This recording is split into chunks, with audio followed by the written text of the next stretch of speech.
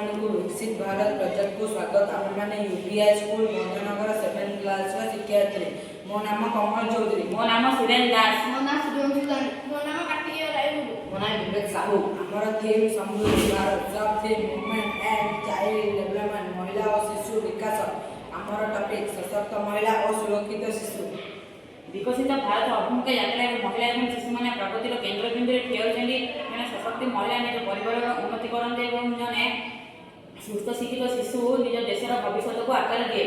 आज भारत एक सकारात्मक परिवर्तन देखुची। महिला माने स्टार्टअप नेतृत्व ने विज्ञान और राजनीति में सेवा करुँच। जितेबले बेटी बचाओ बेटी पढ़ाओ अंगनवाड़ी माध्यम पिला पुष्टिसार शिक्षा और जत्न मिल स्वास्थ्य और शिक्षा सुनिश्चित करने पिला एनईपी 2020 मध्याह्न भोजन और टीकाकरण अभियान में पिला समर्थन कर। तथापि कुपोषण स्कूल छाड़ एवं लिंगगत असमानता पर चैलेंज रही। प्रजुक्ति विद्या शिक्षा और समान सुजोग को मिश्रण कर आम यह व्यवधान को पूरण कर।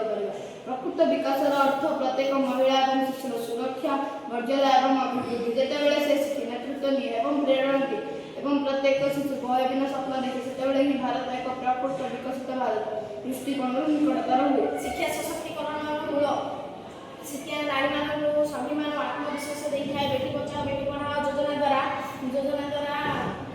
शिक्षा प्रोत्साहित हो पारि। सक्षम अंगनवाड़ी योजना द्वारा आधुनिक सुविधा और डिजिटल शिक्षा आनी पारिछि। प्रत्येक शिशुर अधिकार होउछि सुरक्षा शिक्षा और भल आगामी जीवन।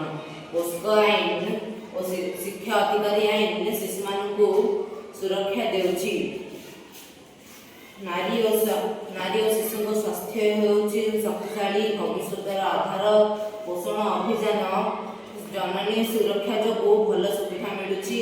जेतेबेले नारी आर्थिक भाव स्वाधीन हुए उभय परिवार और देश गतिशील हुए। सेल्फ हेल्प ग्रुप और स्किल इंडिया मिशन एथिरे महत्वपूर्ण होउछन्ति। नारी होउछि जीवनर आलोक ता बिनु जगत अंधकार रूप। शिशु होउछि भविष्य दीप ता हसरे मिले आशार स्वप्न गीत। नारी और शिशु जेबे हुए सशक्त तेबे से देश हुए आगामी उन्नत। आशा करुछि आपण मानको हमर ये आइडिया भल लागिथिबो। धन्यवाद।